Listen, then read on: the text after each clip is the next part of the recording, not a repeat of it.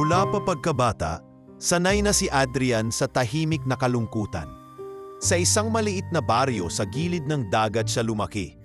Anak ng isang mangingisda at tindera ng gulay na parehong nawala sa kanya noong siya'y 8 taong gulang dahil sa isang aksidente sa bangka. Naiwan siyang walang magulang at inampon ng kanyang tiyahin na si Marisa, isang babaeng kilala sa baryo bilang istrikta, tipid sa salita at lalong tipid sa lambing. Para kay Marisa, ang pagpapalaki kay Adrian ay isang obligasyon, hindi isang kusang loob na pagmamahal. "Adrian, tapusin mo yung paghuhugas ng pinggan bago ka maglaro," sigaw ni Marisa mula sa sala habang nanonood ng lumang drama sa telebisyon. Tumango na lang ang batang si Adrian. Tinatapos ang gawain habang pinagmamasdan ang maliit nilang bahay na dawa sa kahoy. Hindi naman masama ang tirahan, pero laging may tagus na hangin sa gabi at singaw ng alat mula sa dagat. Kahit sa murang edad, mahilig na siyang maglibot sa baryo para tumingin sa mga lumang bahay. Ang ilan ay inabandona na ng mga may-ari at tinutubuan na ng damo. Para sa kanya, may kakaibang ganda sa lumang kahoy, sa kupas na pintura at sa mga bintanang tila may sariling kwento. Lagi niyang iniisip, kung sa akin to, aayusin ko. Gagawin kong maganda ulit. Doon nagsimulang mabuo sa isip niya ang pangarap, hindi lang basta magkaroon ng bahay, kundi magkaroon ng isang tahanang may kasaysayan at may kaluluwa. Lumipas ang mga taon at dala ng kanyang sipag at likas na galing sa pakikipag-usap sa tao, nagsimula si Adrian magbenta ng lupa at bahay sa murang halaga, tapos ay aayusin at ibebenta ulit ng mas mataas. Unay maliit lang, mga lumang bahay ng kamag-anak na gusto nang lumipat sa syudad, hanggang sa natuto na siyang humawak ng mas malalaking proyekto. Bawat transaksyon ay maingat niyang pinaplano at bawat tubo ay itinabi niya, walang sobra-sobrang gastos. Sa edad na 22, lumuwas siya sa Maynila at doon nagsimulang magtrabaho sa isang real estate firm. Mabilis siyang napansin dahil sa kakaibang tiyaga at atensyon sa detalye. Habang ang iba ay nakatutok lang sa pagbenta, si Adrian ay nag-aaral ng bawat bahay na kanilang ibinebenta. Mula sa istruktura, materyales, hanggang sa kasaysayan nito. Kung may kakulangan, siya mismo ang gumagawa ng plano kung paano ito maaayos para mas tumaas ang halaga. Isang gabi, habang nag-overtime sa opisina, tinanong siya ng kasamahan niyang si Jerome, "Adrian, bakit ba sobra ang interes mo sa mga lumang bahay? Ang hirap ibenta niyan, alam mo yan." Ngumiti lang siya at sumagot, "Kasi may buhay sila, hindi lang basta pader at bubong. Bawat gasgas may kwento at kapag inayos mo, parang binibigyan mo ulit ng panibagong pagkakataon ng bahay at ang mga taong uuwi rito." Pagdating ng 35 anyos, si Adrian ay isa ng respetadong pangalan sa industriya. Hindi na siya empleyado, siya na ang may-ari ng sarili niyang kumpanya. Marami siyang hawak na proyektong kumikita ng milyon-milyon at halos lahat ng kanyang nabilit inayos na property ay nagiging usap-usapan sa lugar. May mga pahayagan at TV features patungkol sa kanya na tinatawag siyang The House Rescuer. Pero sa kabila ng lahat ng tagumpay, nanatili sa puso niya ang isang bagay, ang magkaroon ng sarili niyang dream home. Hindi basta mansion na bago at magarbo, kundi isang lumang bahay na puno ng kasaysayan at alaalang kaya niyang buhayin muli. Isang tahanang pwede niyang tawaging kanya na hindi na kailangang ibenta. Tuwing gabi, sa gitna ng kanyang modernong kondo sa syudad, iniisip niya kung anong klasing bahay iyon. Siguro may malalaking bintana. Yung tipong pag binuksan mo, makikita mo ang hardin. Yung may sahig na kahoy na medyo lumalangit-kit, pero matibay pa rin. Bulong niya minsan sa sarili habang nakatitig sa city lights mula sa kanyang veranda. Hindi rin nawala sa kanya ang alaala ng kabataan, ang pangungulila sa mga magulang, ang malamig na trato ng tiyahin, at ang kawalan ng lugar na tunay niyang matatawag na tahanan. Kaya para sa kanya, ang pagbili ng dream home ay hindi lang para sa ginhawa. Ito ay simbolo ng pagtatapos ng kanyang mahabang paghahanap ng isang lugar na may kasamang pagmamahal. Isang araw, matapos ang isang matagumpay na negosasyon, Para sa isang malaking subdivision project, inimbitahan siya ng kaibigan niyang si Marco para magbakasyon sa isang probinsya sa norte. May auction doon sa lumang bayan. Baka may magustuhan ka. Alam ko mahilig ka sa mga property na may kasaysayan. Biro ni Marco habang umiinom sila ng kape sa isang mamahaling kafe. Pwede, tugon ni Adrian. Baka yun na yung hinahanap ko. Hindi pa niya alam noon na ang paglalakbay na iyon ang magdadala sa kanya sa isang mansyon na magbabago sa takbo ng kanyang buhay. Habang nagmamaneho kinabukasan, napansin niya ang mga tanawin, malalawak na bukirin, matatandang puno at mga lumang bahay na nakatayo pa rin sa kabila ng panahon.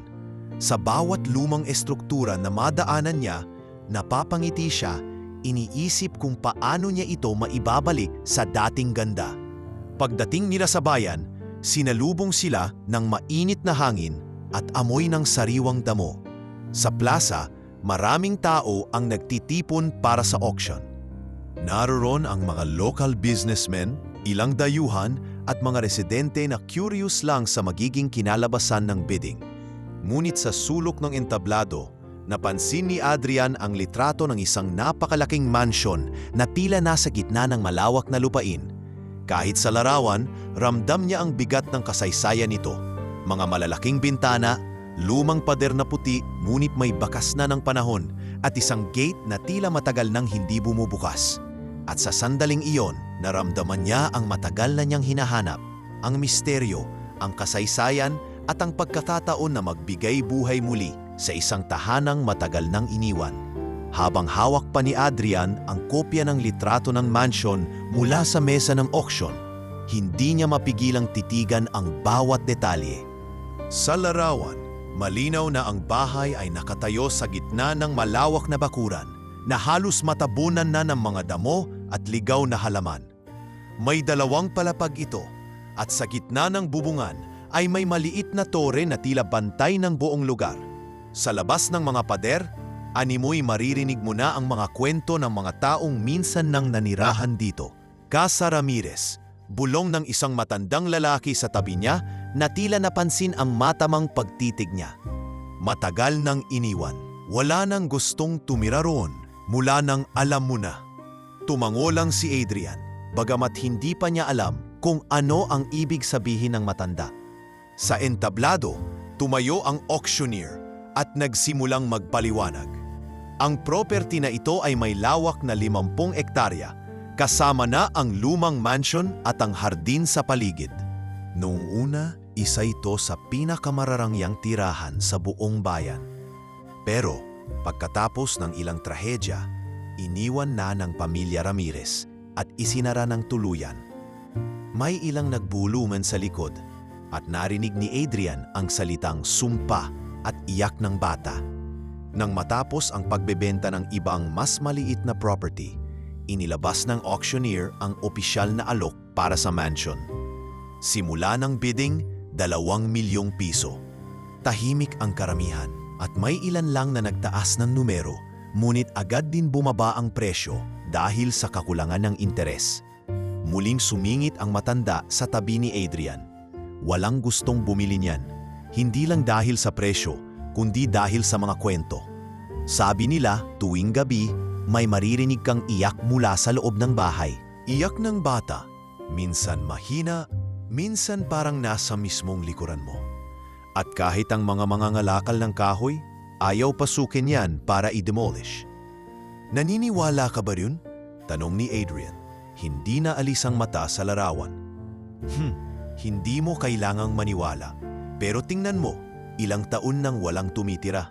At ngayon, kung sino man ang bibili, baka madagdagan lang ang kwento ng sumpa. Sa kabila ng lahat ng sinabi, ramdam ni Adrian ang kakaibang hatak ng mansion. Hindi siya madaling matakot. At sa larangan niya sa real estate, alam niyang minsan, mas mataas ang halaga ng property na may misteryo. Nakangiti siyang nagtaas ng numero, 2,5 milyon. Nagbulungan ang mga tao. May isa pang nagbid, ngunit mabilis na tumaas ang alok ni Adrian hanggang sa tuluyan ng hindi nakasabay ang kalaban. Sold kay Ginoong Adrian Villaverde, sigaw ng auctioneer. Sa oras na iyon, naramdaman niyang isa na namang hakbang ang nagawa niya patungo sa kanyang pangarap. Ngunit hindi niya alam na may mas malalim pa itong dala. Pagkatapos ng auction, naglakad si Adrian at si Marco papunta sa plaza para magkape bago bumalik sa Maynila. "Sigurado ka ba sa binili mo?" tanong ni Marco habang nakataas ang kilay. "Hindi ako naniniwala sa mga multo, pero grabe ang reputasyon ng mansion na yan. Kahit sa baryo, walang lumalapit." "Ang totoo, lalo akong naengganyo dahil sa mga kwento," sagot ni Adrian. "May kasaysayan yung bahay na yan, Marco. At kung may nakaraan itong masakit, mas maganda. Ibig sabihin, may pwede tayong ibalik at ayusin." Kinabukasan, bumalik si Adrian mag-isa para makita ang mansyon ng personal. Pagpasok niya sa malawak na lupaing binili niya, sinalubong siya ng mataas na damo at mga puno na tila hindi na naalagaan sa loob ng ilang dekada. Ang gate ay gawa sa bakal na may kumukupas ng pintura. At sa bawat hakbang niya, naririnig niya ang langit-nit nito. Habang papalapit, mas malinaw niyang nakikita ang estado ng bahay. May mga sirang bintana, pintura na halos tuluyan ng nagbalat, at ilang bahagi ng bubong na tinubuan na ng mga halaman.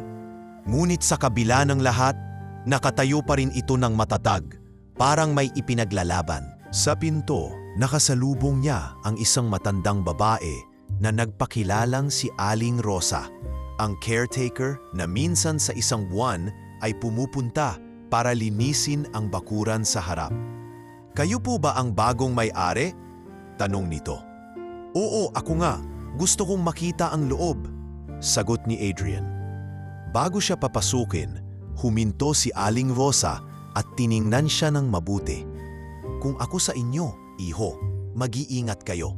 Hindi lahat ng kwarto sa bahay na to ay dapat buksan." "Bakit naman?" tanong ni Adrian. "May mga kwarto rito na mas mabuting iwan na lang sa katahimikan, lalo na yung nasa ikalawang palapag sa dulo ng pasilyo." Hindi na nito tinapos ang sasabihin, bagkus ay nagbukas na lang ng pinto. Pagpasok, sinalubong siya ng amoy ng lumang kahoy at alikabok.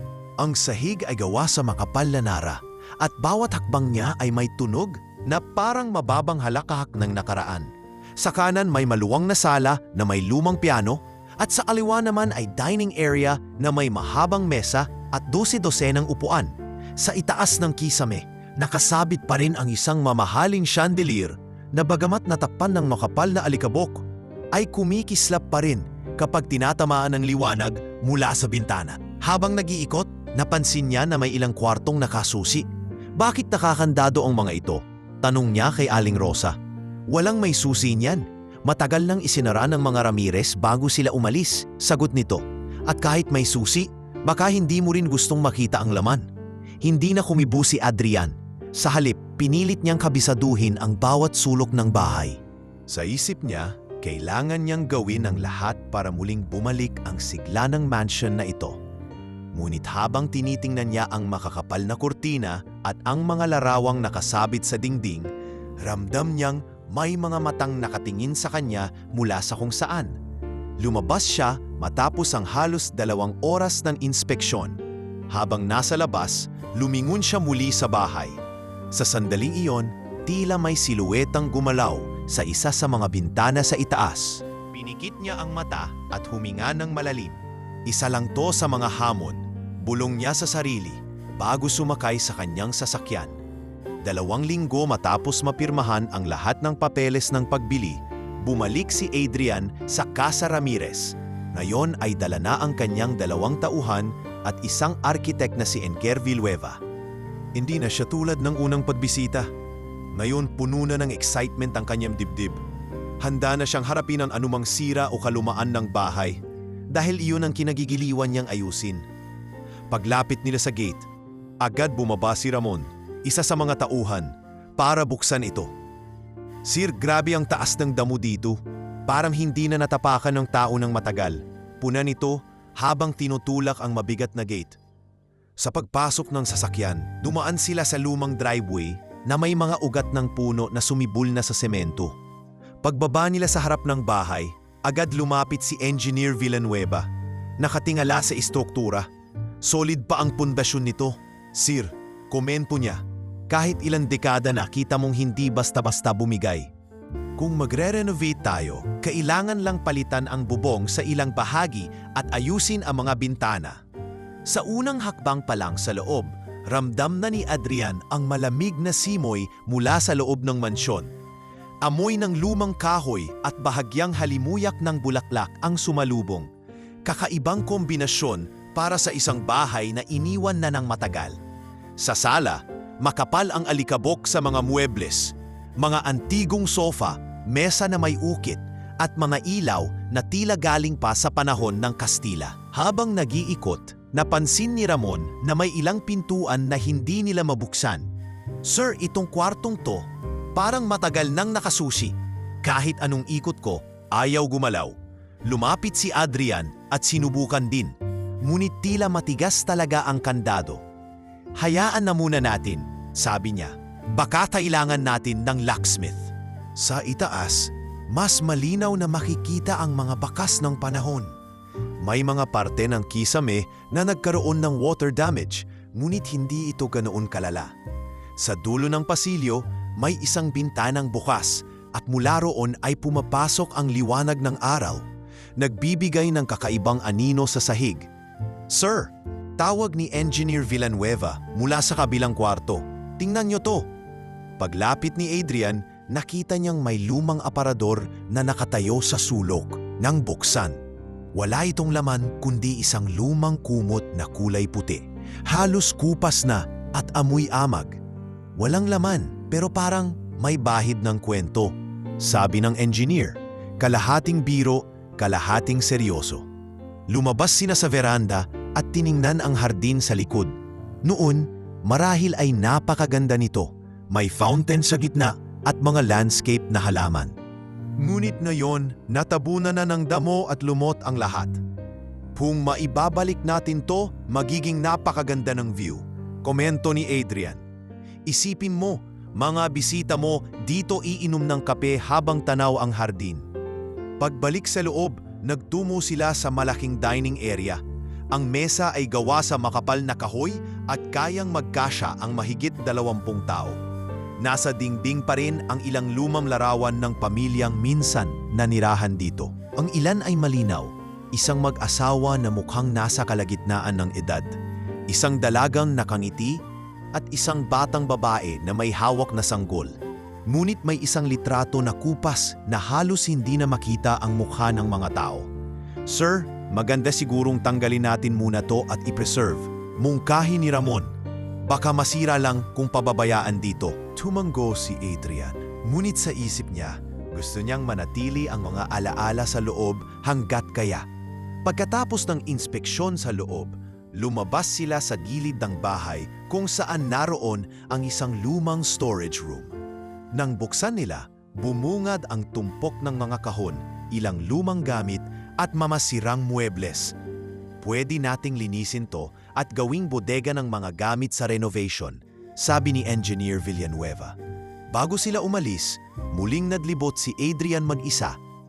Pinagmamasdan ang bawat sulok. May kung anong pakiramdam siyang hindi niya maipaliwanag, halo ng tuwa at kaba. Sa hagdan, napansin niya ang banayad na tunog ng kahoy sa bawat hakbang niya pababa. Sa sala, ramdam pa rin niya ang presensya ng nakaraan, parang may mga matang nakatingin mula sa mga anino ng kurtina.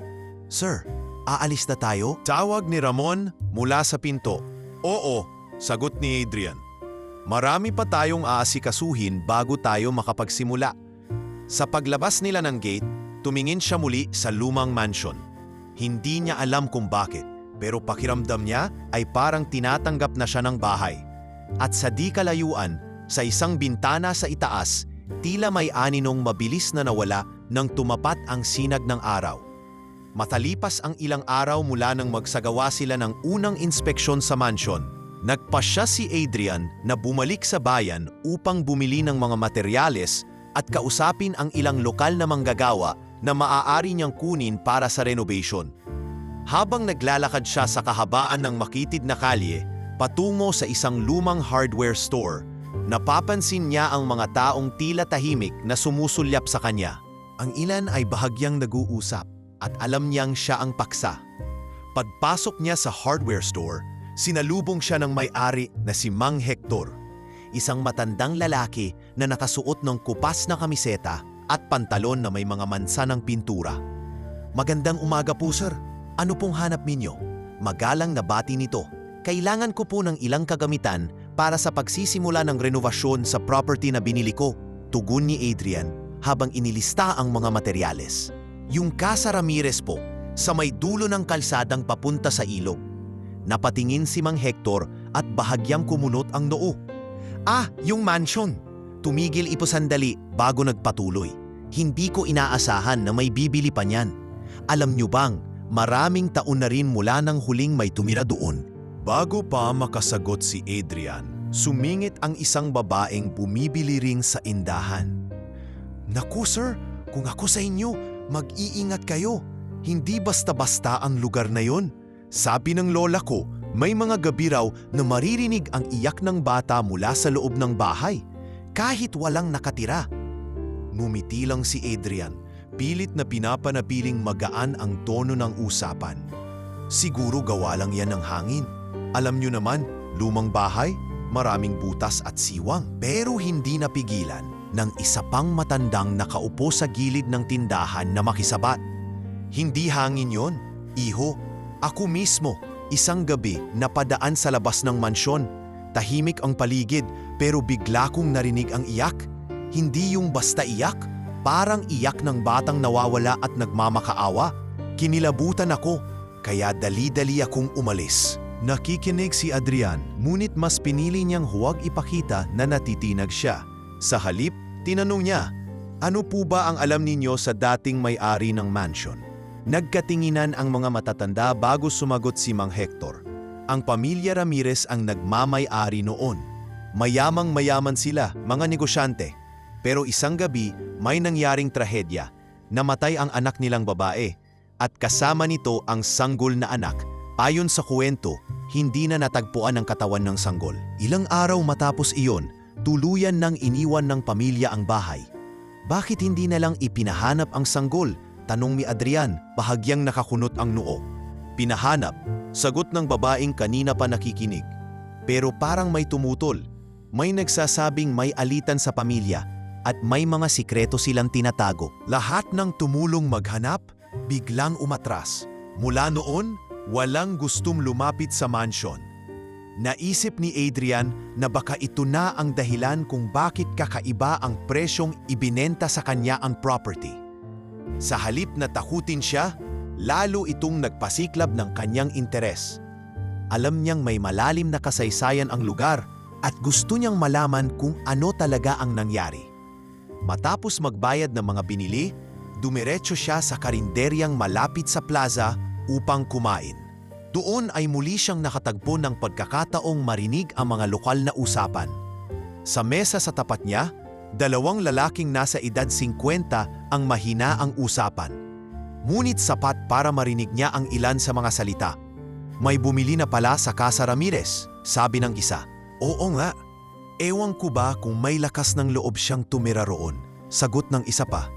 "Baka sa unang gabi pa lang, magbalik na siya ng susi."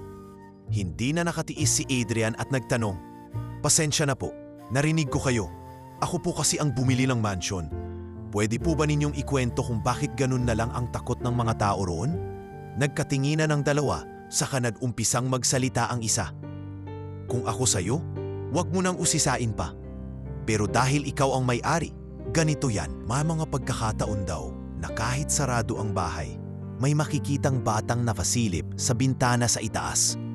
Minsan, may batang naglalaro sa bakuran. Pero kapag nilapitan mo, biglang nawawala. Hindi kaya mga batang nakapasok lang para maglaro?" tanong ni Adrian. "Hindi," mariing sagot ng lalaki. "Kilala namin ang lahat ng bata rito sa bayan. At isa pa, hindi iyon basta bata. Sabi ng mga nakakita, maputla, malungkot ang mata at laging may hawak na parang kumot o balot ng sanggol." Tahimik na tinapos ni Adrian ang pagkain. Alam niyang kailangan niya ng mga trabahador para simulan ang proyekto. Ngunit sa dami ng naririnig niyang kwento, baka mahirapan siyang makahanap ng mga willing pumasok sa mansyon. At tama nga ang iniisip niya nang sumubok siyang mag-alok ng trabaho sa ilang lokal na karpintero at mason. Karamihan ay umiling at tumanggi. Isang tanghali, matapos ang halos 10 taong kaalaman sa pagkuha ng tamang tao para sa trabaho, natagpuan niya si Mang Pilo, isang matandang karpintero na nakaupo sa harap ng maliit na tindahan ng sigarilyo. Mang Pilo, interesado po ba kayong magtrabaho sa renovation ng Casa Ramirez?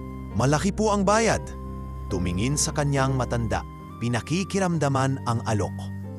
Basta ba doble ang bayad at hindi mo ako pababayang mag-isa sa gabi, papayag ako, sagot nito. Hindi ako naniniwala sa mga multo, pero naniniwala ako na may mga bagay na mas mabuting hindi ginagalaw at may mga oras na hindi dapat ginugulo. Sigurado po kayo?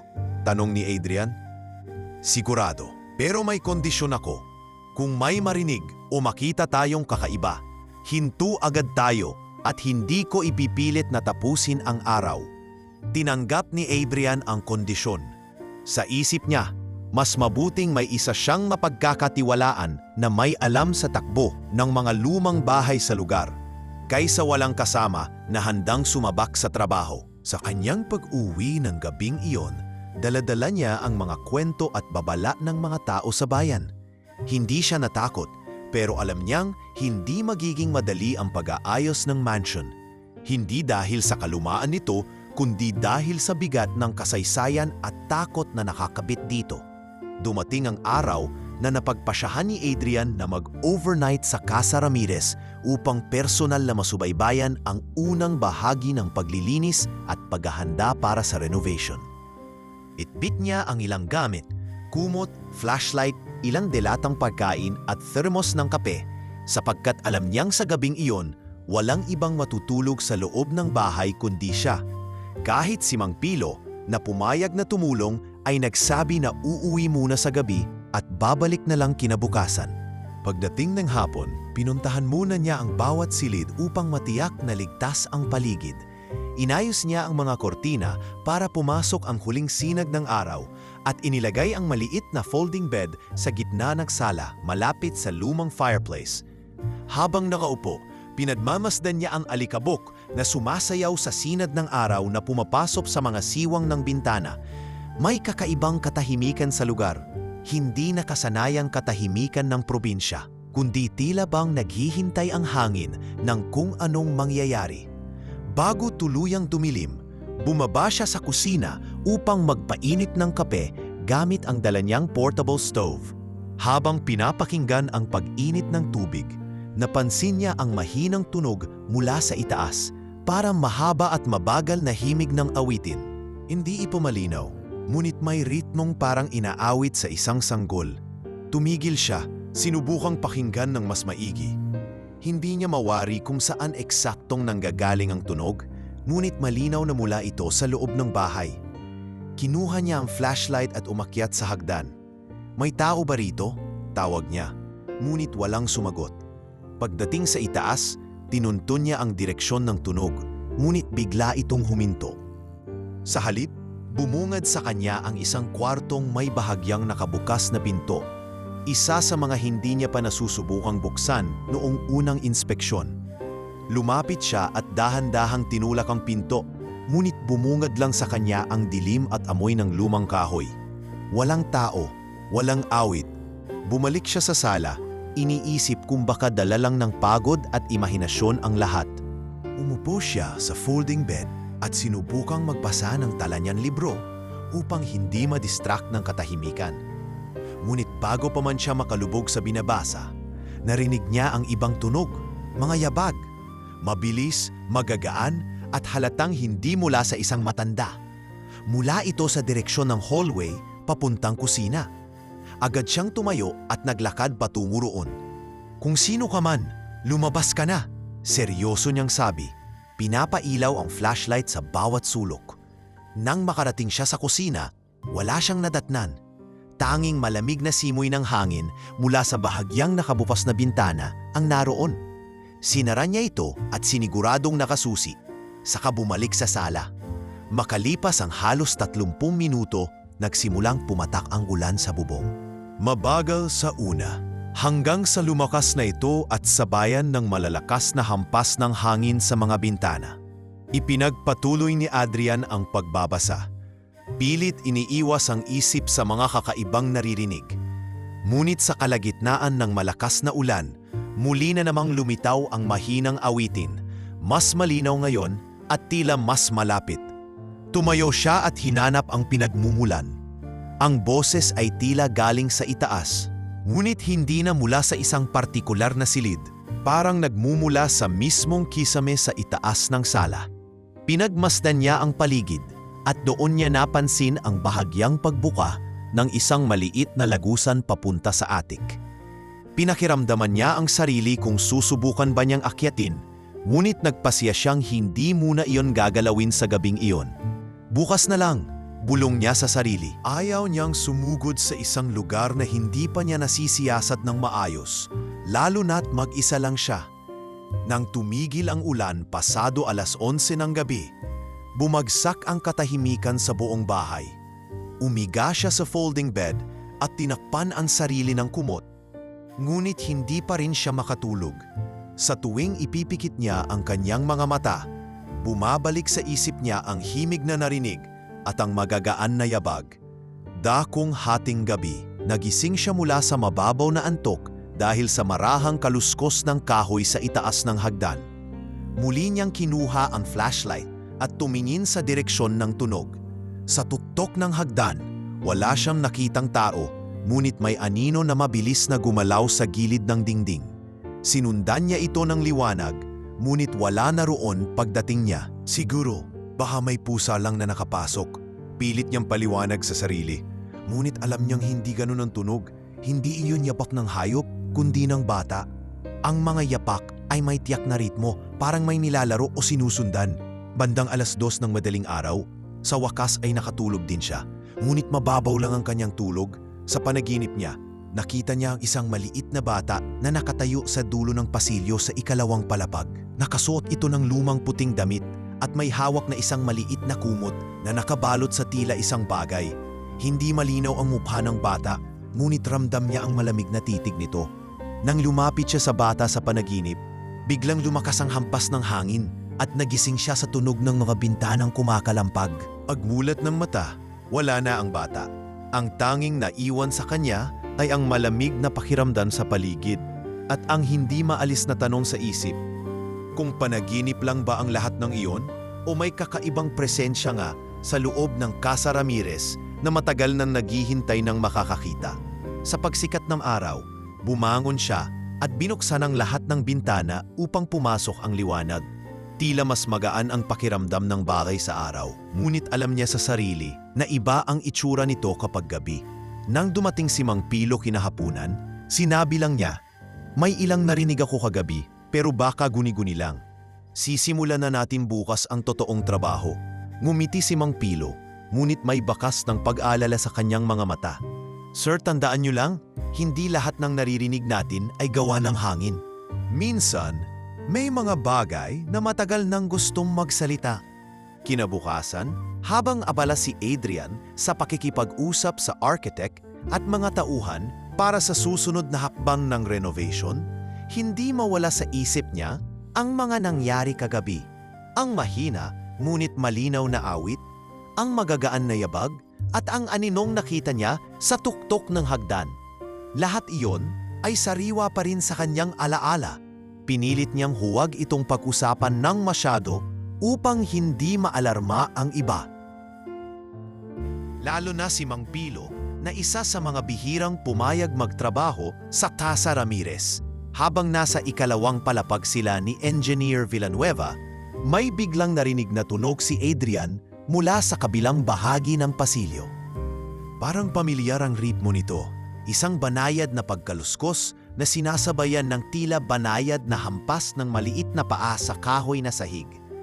Agad siyang napatingin sa direksyon ng tunog, ngunit gaya ng dati, wala siyang nakitang tao. Narinig mo ba yon? Tanong niya sa architect. Umiling si Villanueva. Wala naman akong naririnig, sir. Baka gawa lang yan ang hangin na dumadaan sa siwang. Sinubukan niyang ngumiti. Pero ramdam ni Adrian na halata rin nitong kakaiba ang tunog. Nang bumaba sila para suriin ang sala, sinalubong sila ni Ramon na halatang hindi komportable. Sir, pasensya na, pero parang ayoko nang mag-overtime dito. Kanina pa ako nakakaramdam na parang may sumusunod sa akin habang naglilinis sa kusina. Hindi ito nakatingin ng diretsyo kay Adrian, tila ba nahihiya sa sinasabi. Hindi ka nag-iisa, sagot ni Adrian ng mahinahon. Pero huwag kang mag-alala. Baka pare-pareho lang tayong masyadong sensitibo sa bago at tahimik na paligid. Ayaw niyang magpanik ang mga tao. Kailangan niya ang kanilang tuwala upang matapos ang proyekto. Lumipas ang maghapon sa pagtanggal ng mavalumang kurtina, pagbaklas ng ilang sirang kabinet at paglipat ng mga antigong kasangkapan sa isang ligtas na silid. Ngunit pagsapit ng gabi, muling nag-iba ang ihip ng hangin sa loob ng mansyon. Sa tuwing tatahimik ang lahat, bumabalik ang pamilyar na tunog. Mahina ngunit malinaw. Ngayong gabi, mas tiyak si Adrian. Tunog iyon ng maliliit na yabag. Mula sa ikalawang palapag, pababa sa hagdan. Matapos magpaalam ang lahat ng tauhan, naiwan na naman siyang mag-isa upang tiyakin na nakasarado ang lahat ng bintana at pinto. Habang sinusuri niya ang kusina, narinig niyang muli ang yabag. Pero ngayon ay may kasamang mahinang tunog ng parang laruan na natutumba. Mabilis niyang tinumo ang pinagmulan, dala ang flashlight. Ngunit pagdating niya sa likod ng bahay, wala siyang nakita kundi isang lumang kahon na may lamang sirang mga laruang kahoy. Kinabukasan, dumating si Mang Pilo na may dalang ilang kagamitan. Habang kumakain sila ng agahan sa maliit na mesa sa gilid ng sala, nagtanong ito, "Sir, may napapansin ka ba rito sa bahay na parang kakaiba?" Tumingin muna si Adrian bago sumagot. "Bakit mo na itanong?" "Kagabi kasi, nung palabas na ako, parang may narinig akong batang tumatakbo sa pasilyo sa itaas.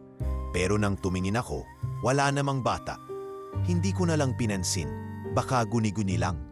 Napangiti si Adrian, kahit hindi biro ang naramdaman niya. Mukhang pareho tayong naririnig. Doon niya napagtanto na hindi lang pala siya ang nakakapansin sa mga tunog. May posibilidad na may ibang taong naninirahan o pumapasok sa mansyon ng palihim. Dahil dito, nagpasya siyang maglagay ng ilang hidden CCTV camera sa mga pangunahing pasilyo at sa may hagdan. Kinuha niya ang tulong ng isang kaibigan mula sa Maynila na marunong sa pag-installa ng ganitong kagamitan. Pagkalipas ng ilang oras, nakalagay na ang mga kamera at konektado na sa kanyang laptop para sa real-time monitoring. Sa unang gabi ng paggamit ng CCTV, nanatili siya sa sala, pinagmamasdan ang mga live feed habang nagkakape. Sa unay walang kakaiba, puro mga static na imahe ng mga pasilyo at kwarto.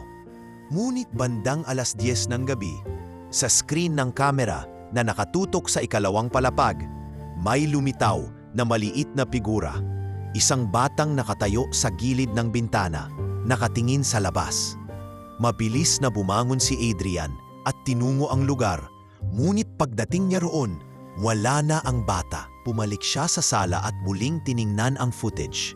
Ang bata ay tila nakasuot ng lumang damit, maputla ang balat, at may hawak na tila isang maliit na kumot o balot. Hindi malinaw ang mukha nito dahil sa dilim, pero ramdam ni Adrian na hindi iyon basta normal na bata. Kinabukasan, ipinakita niya ang footage kay Mang Pilo. Tahimik lang ang matanda habang pinapanood ito, hanggang sa magkomento, "Sir, hindi ko alam kung tao yan o hindi. Pero kung ako sa'yo, dapat nating alamin kung sino yan. Baka may batang na prop o naninirahan pa talaga rito." Sumang-ayon si Adrian, kaya mula noon, mas naging maingat siya sa bawat tunog na maririnig. Hindi niya na binabaliwala ang mga yabag o ang kaluskos ng kahoy. Para sa kanya, bawat tunog ay pahiwatig, isang paanyaya na oklasin ang lihim na matagal nang nakatago sa loob ng Casa Ramirez. Sa ikalawang gabi ng CCTV monitoring, muli niyang narinig ang pamilyar na awitin at sa kamera nakita niyang dahan-dahan na bumababa ang batang iyon mula sa hagdan. Hawak-hawak pa rin ang kanyang balot. Tila hindi siya natatakot sa mga kamera at parang sadyang ipinapakita ang sarili sa kanya. Sa pagkakataong iyon, alam ni Adrian na hindi na lang ito basta tunog na dala ng hangin o imahinasyon. May batang gustong magpakita at may kwento itong gustong iparating. Mula nang malinaw niyang makita sa CCTV ang figura ng batang paulit-ulit na nagpapakita sa ikalawang palapag, hindi na matanggal sa isip ni Adrian ang itsura nito. Lalo siyang naging determinado na matukoy kung sino ito at kung bakit tila naglilibot sa loob ng Casa Ramirez. Sa araw, abala siya sa pagpapatuloy ng trabaho sa mansyon kasama ang mga tauhan. Ngunit sa gabi, mag-isa niyang dinabantayan ang mga kamera, umaasang mauulit ang pagpapakita ng bata. Isang gabing maulan, habang nakaupo siya sa sala na may hawak na tasa ng kape, muling lumitaw ang bata sa screen ng monitor. Ngunit sa pagkakataong ito, hindi lamang ito basta nakatayo. Nakita niyang dahan-dahan itong naglalakad sa hallway. Dala-dala ang puting kumot na nakabalot sa tila isang maliit na bagay. Mula sa pagkaka-zoom ng kamera, mukhang isang sanggol ang hawak nito, bagaman hindi niya maaninag ang mukha dahil sa dilim. Napatayo si Adrian at mabilis na tinungo ang ikalawang palapag. Tahimik ang paligid, tanging mga patak ng ulan sa bubong at ihip ng hangin ang maririnig. Mula sa malayo, nakita niyang nakatayo ang bata sa dulo ng pasilyo, nakatingin sa kanya. Maputla ang balat nito, mabilim ang mata at mahigpit ang pagkakayakap sa hawak na sanggol. "Sino ka?" Mahinang tanong ni Adrian habang dahan-dahang lumalapit. Hindi sumagot ang bata. Sa halip, napansin niyang mas lalo nitong pinagdikit ang mga braso sa balot. Para bang ayaw ipakita ang laman nito. "Hindi ako masamang tao," dagdag ni Adrian. Pilit pinapakalma ang boses. "Kung kailangan mo ng tulong, nandito ako." Ngunit bago siya tuluyang makalapit, umatras ang bata, mabilis na tumakbo papunta sa isang kwartong kilala niyang matagal nang nakasusi at hindi mabuksan. Tumakbo rin siya, ngunit pagdating niya sa mismong pinto, biglang nawala ang bata na parang hindi dumaan sa kanya. Huminto siya, ramdam ang malamig na simoy ng hangin mula sa ilalim ng pinto. Kinabukasan, kaagad niyang ipinatawag si Mang Pilo. "Mang Pilo, kailangan nating mabuksan ang kwartong to," mariing sabi ni Adrian habang tinuturo ang pinto. Dito siya pumasok kagabi. Tiningnan ng matanda ang pinto, kinapa ang matandang kandado at tumango. "Kayang buksan to, pero sigurado ka ba? Baka may rason kung bakit isinara to ng matagal." "Sigurado ako, kung may nakatago rito, mas mabuti nang malaman natin kaysa patuloy tayong nangangapa," sagot ni Adrian. Matapos ang ilang minuto ng pagbusisi sa kandado, bumigay din ito at dahan-dahang bumukas ang pinto. Tumambad sa kanila ang isang silid na halatang iniwan ng biglaan. May lumang crib sa gitna, natatakpan ng makapal na alikabok. Sa sahig, nagkalat ang mga lumang laruan, mga kahoy na kabayo, manikang dawa sa tela, at ilang bloke na may letra. Sa dingding, may mga lumang litrato. Isang batang babae na may hawak na sanggol, isang lalaking nakangiti habang karga ang parehong sanggol, at usang larawan ng pamilyang buo. Habang iniikot ang tingin, napansin ni Adrian ang isang lumang aparador sa gilid. Nang buksan niya ito, bumungad ang isang maliit na kahon na yari sa kahoy, may ukit na mga inisyal na AR. Binuksan niya ito at natagpuan ang ilang piraso ng lumang damit pambata. Isang maliit na bote na parang lagayan ng gatas at isang medalyon na may litrato ng sanggol at ng isang batang lalaki na halos magkamukha sa batang nakita niya sa CCTV. Kinuha niya ang medalyon at pinakita kay Mang Pilo. "Siya ang batang nakikita ko gabi-gabi." Tahimik lang si Mang Pilo, tila hindi alam ang sasabihin. "Sir, kung totoo ngang siya yan, baka matagal na siyang naghihintay na may makakita sa kanya." Bumalik si Adrian sa sala, bitbit ang kahon at medalyon. Buong araw niyang pinag-isipan kung paano niya matutunton ang pinagmulan ng batang ito at kung ano ang nangyari sa hawak nitong sanggol. Hindi na niya tinanong kung buhay pa ang bata. Malinaw sa itsura nitong hindi ito kabilang sa mundo ng mga buhay. Ang mas mabigat na tanong ay kung bakit nananatili ito sa loob ng Casa Ramirez at ano ang kahalagahan ng sanggol na hawak nito sa bawat pagpapakita. Kinagabihan, muli niyang binalikan ang kwarto kung saan nakita niyang pumasok ang bata. Naupo siya sa tabi ng crib at iniwan doon ang kahon at medalyon. Kung naririnig mo ako, mahinang wika niya, bumalik ka. Gusto ko lang malaman kung paano kita matutulungan. Sa katahimikan ng gabi, tila nainig niya ang banayad na pagyapak sa sahig mula sa pasilyo. Ngunit ngayong pagkakataon, hindi lumabas ang bata. Ang tanging naiwan ay ang pakiramdam na mas lalong lumalim ang koneksyon niya sa misteryong bumabalot sa lumang mansyon. Mula nang mabuksan ni Adrian ang silid na pinagtaguan ng kahon at medalyon, mas lalo siyang naging mapagmatyag sa bawat sulok ng Casa Ramirez. Ang mga tunog na dati nagdudulot lamang ng kilabot ay ngayon ay tila pahiwatig para sa kanya na may susunod na mangyayari. Hindi na niya pinipigilan ang sarili na mag-isa sa gabi. Sa halip, sinasadyang niyang manatili sa oras na kadalasan nagpapakita ang bata. Isang gabi, matapos magpaalam ang lahat ng trabahador, binuksan niya ang lahat ng ilaw sa unang palapag at iniwan ang ikalawang palapag sa madilim na kalagayan.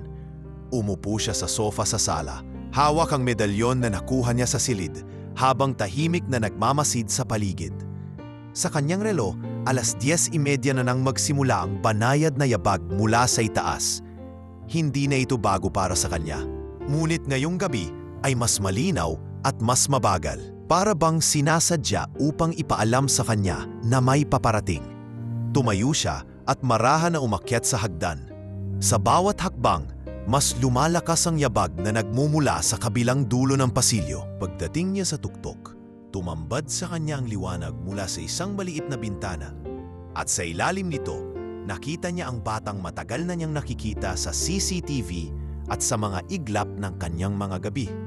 Nakatayo ito, nakasuot pa rin ng lumang damit na kupas ang kulay at sa kanyang mga braso ay mahigpit na nakabalot ang puting kumot. Hindi iyon basta kumot, malinaw na may nakapaloob dito. Nang dahan-dahan siyang lumapit, napansin niya ang bahagyang paggalaw ng nakabalot. Ngunit hindi niya marinig ang anumang iyak o ingay mula rito. Anak, mahinang sambit ni Adrian, halos bulong. Ako si Adrian, hindi ako masamang tao. Nandito ako para tulungan ka. Tumingin ang bata sa kanya at sa unang pagkakataon, nagtama ang kanilang mga mata. Malungkot ang mga mata nito at may bakas ng takot na hindi mo makikita sa isang normal na bata.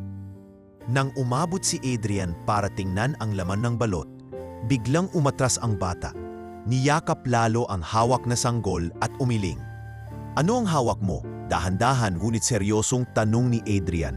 Sino yan? Hindi sumagot ang bata. Sa halip, napansin niyang nanginginig ito at tila may gustong sabihin ngunit hindi makapagsalita.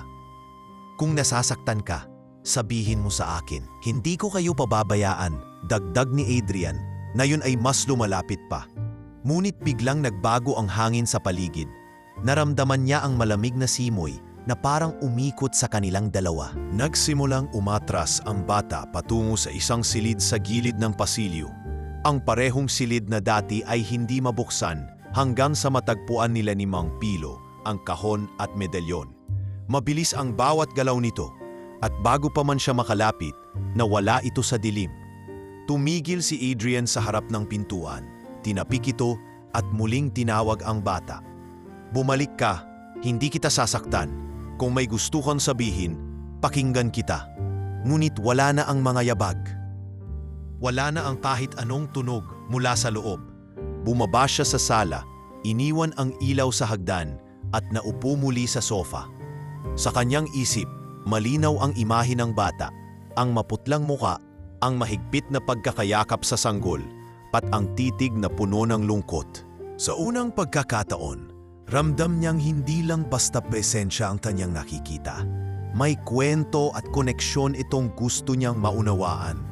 Kinabukasan kaagad niyang tinawag si Mang Pilo at ikinuwento ang nangyari. Mang Pilo, kagabi nakita ko na naman siya. Pero ngayon, malapit na.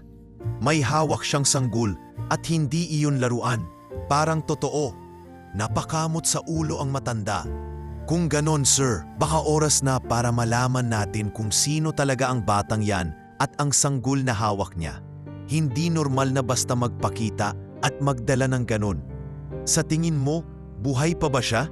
O iba na siya ngayon? Tanong ni Adrian. Hindi ko alam sir, pero kung buhay man yan, matagal na siyang nagtago. At kung hindi, baka hindi siya makaalis hanggat hindi natutuklasan kung ano ang nangyari. Dahil sa mga salitang iyon, nagpasya si Adrian na mas tutukan pa ang kilos ng bata. Nilagyan niya ng karagdagang CCTV ang pasilyo kung saan sila huling nagkita, pati na rin ang maliit na bintana na tila laging pinupuntahan nito. Gusto niyang malaman kung may kaugnayan ba ang labas ng bintana sa kwento ng bata at ng sanggol. Pagsapit ng gabi, muling nag-isa si Adrian sa mansyon. Umakyat siya sa itaas, dahan-dahan, at naupo sa gilid ng pasilyo kung saan niya nakita ang bata kagabi. Tahimik siyang naghintay, hawak-hawak ang medalyon, umaasang muli itong magpapakita. Bandang 11:00, mula sa dilim ng kabilang dulo, unti-unting lumitaw ang maliit na anino. Muling nakita niya ang bata at sa pagkakataong ito, mas malinaw ang hawak nitong sanggol. Nakaayos ito sa puting tela, nakapikit at tila mahimbing na natutulog. Pinakalma ni Adrian ang sarili at nagsalita. Kung gusto mo, pwede mong ilapit sa akin ang sanggol. Hindi ko kayo sasaktan. Ngunit bago pa man makalapit, muling umatras ang bata at mabilis na naglaho sa dilim. Naiwan si Adrian na nakatingin sa walang laman na pasilyo. Mas determinado kaysa dati na alamin ang misteryong bumabalot sa magdamag na presensya ng batang iyon. Hindi tinantanan ni Adrian ang ideya na kailangang makausap niya ang bata. Mula sa paulit-ulit na pagpapakita nito, lalo na sa hawak nitong sanggol, malinaw na may nais itong ipahiwatig. Alam niyang hindi pwedeng puro pagmamasid lamang. Kailangan ng direkta at malinaw na komunikasyon. Kinabukasan, ipinag-utos niya sa mga tauhan na magtrabaho lamang hanggang hapon at umuwi agad pagdating ng 5:00.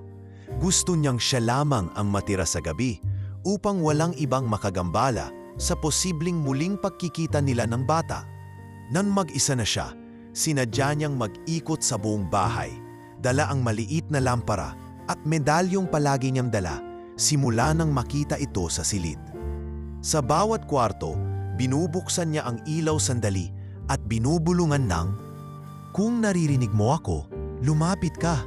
Hindi ako masama. Gusto lang kitang tulungan." Bandang 9:00, habang naglalakad siya sa pasilyo ng ikalawang palapag, muling naririnig ni Adrian ang mahinang yabag. Mula sa dulo ng pasilyo, lumitaw ang bata. Hawak pa rin nito ang sanggol. Ngunit ngayong gabi ay mas malapit ang tingin nito sa kanya. Kita niya ang tensyon sa mukha ng bata. Parang handa itong tumakbo anumang oras. Dahan-dahan siyang lumapit. "Anak," mahinahong wika ni Adrian. "Ako si Adrian. Binili ko ang bahay na ito. Pero hindi ko balak palitan ang lahat ng nandito. Gusto ko lang ayusin para maging ligtas ka rito." Itinaas niya ang medalyon at ipinakita. "Nakita ko to sa kwarto mo. Sa tingin ko, iyo to. Tama ba?" Saglit na tumitig ang bata sa medalyon, para bang may naalala. Ngunit sa halip na lumapit, mas hinigpitan nito ang pagkakayakap sa sanggol. Nang bahagya siyang umusad pa, biglang umatras ang bata, napatingin sa hagdan at tumakbo pababa.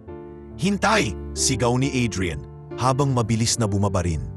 Inabutan niya ang bata sa sala, nakatayo sa tapat ng lumang piano.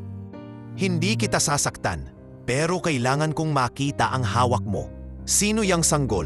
Umiling ang bata, kita ang takot sa mga mata. Parang gusto nitong magsalita, ngunit walang lumalabas na tinig. Dahan-dahan siyang lumapit. Ngunit bawat hakbang niya ay tinutumbasan ng pag-atras ng bata. Sa puntong magkalapit na ang kanilang mga kamay, biglang umatras ito ng mabilis at tumakbo papasok sa isang maliit na silid sa tabi ng kusina. Sumunod si Adrian at binuksan ang pinto. Walang laman ang silid. Wala ring ibang pintuan o bintana na maaaring lusutan. Huminga siya ng malalim, ramdam ang panghihinayang sa nawalan na namang pagkakataon. Kinabukasan, ikinuwento niya kay Mang Pilo ang nangyari. Mang Pilo, malapit na sana kagabi. Nakita ko siya ng mas malinaw, pero ayaw niya akong lapitan. Para bang takot siya na may gawin ako sa hawak niyang sanggol. Tumingin sa kanyang matanda, seryoso ang mukha. Kung hawak niya lagi ang sanggol, ibig sabihin, mahalaga yun sa kanya. Baka iniisip niya na kukunin mo yun. Kailangan mong ipakita na ligtas ka at ligtas din sa'yo ang sanggol na yon. Paano ko gagawin yon? Tanong ni Adrian. Mag-iwan ka ng bagay na magpapaalala sa kanya ng tiwala. Baka yung medalyon, ilagay mo sa lugar kung saan siya madalas lumitaw, pero wag mo siyang hintayin ng harapan. Hayaan mo siya mismo ang lumapit. Sinunod ni Adrian ang payo, kinagabihan, inilapag niya ang medalyon sa tapat ng lumang piano, isang lugar kung saan 2 beses na niyang nakita ang bata. Uupo siya sa sala, pinatay ang ilang ilaw at nagkunwaring abala sa pagbabasa. Sa gilid ng kanyang mata, binabantayan niya ang direksyon ng piano. Makalipas ang halos 1 oras, mula sa dilim ng pasilyo, dahan-dahang lumitaw ang bata. Tahimik itong naglakad papunta sa piano. Bahagyang tinitingnan si Adrian na parang sinusukat kung ligtas nga ito. Pagdating sa piano, kinuha nito ang medalyon at mahigpit na hinawakan, saka tumingin muli sa kanya. Sa sandaling iyon, parang may kakaibang liwanag sa mata ng bata. Hindi ngiti, pero hindi na rin puro takot. Salamat, mahina ngunit malinaw na boses ang lumabas mula sa bata. Napatigil si Adrian. Unang beses niyang narinig itong magsalita. Ngunit bago pa siya makapagsalita, umatras muli ang bata, yakap ang sanggol, at mabilis na naglaho sa dilim ng pasilyo. Hindi niya alam kung anong mas malakas, ang kaba dahil sa misteryo o ang pag-asa na unti-unti nang bumubukas ang bata sa kanya. Ngunit malinaw sa isip ni Adrian na mas malapit na siya sa katotohanan kaysa dati. Mula nang marinig ni Adrian ang unang salitang lumabas sa bibig ng bata, lalo siyang naging determinado na maunawaan ang koneksyon nito sa sanggol at sa buong misteryo ng Casa Ramirez. Ang payo ni Mang Pilo tungkol sa pagbibigay ng tiwala ay malinaw na gumana, pero alam niyang hindi iyon sapat. May isa pang bagay na dapat niyang gawin.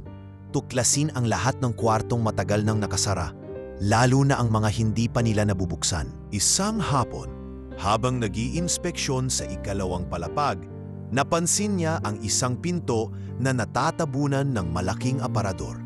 Hindi ito kasama sa listahan ng mga silid na nakita nila noon. Inutusan niya ang 2 tauhan na alisin ang aparador at doon nila nadiskubre ang isang pinto na gawa sa matibay na nara, may kakaibang disenyo ng ukit sa gitna. Mukhang matagal nang hindi nabubuksan to, sir, sabi ni Ramon habang pinapahid ang alikabok. Wala na rin itong hawakan, parang sadyang isinara. Pinuntahan ni Adrian si Mang Pilo na abala sa pag-aayos ng lumang kisame. Mang Pilo, may natagpuan kaming nakasaran pinto sa likod ng aparador. Kailangan nating itong buksan. Tumingin si Mang Pilo na para bang pinag-iisipan kung sasang-ayon. Kung yan ang iniisip ko, baka yan ang silid na pinagbabawal noon ng mga Ramirez. Maraming kwento ang lumabas tungkol dyan. May mga nagsasabing, yan ang huling silid na tinirhan bago nangyari ang trahedya. Mas lalo nating dapat buksan, sagot ni Adrian ng diretso. Gamit ang mga kagamitan, sinubukan nilang buksan ang pinto. Matigas ang pagkakasara at tila may dagdag na kahoy sa loob na humaharang. Pagkalipas ng halos kalahating oras, sa wakas ay bumigay ang pinto at dahan-dahang bumukas.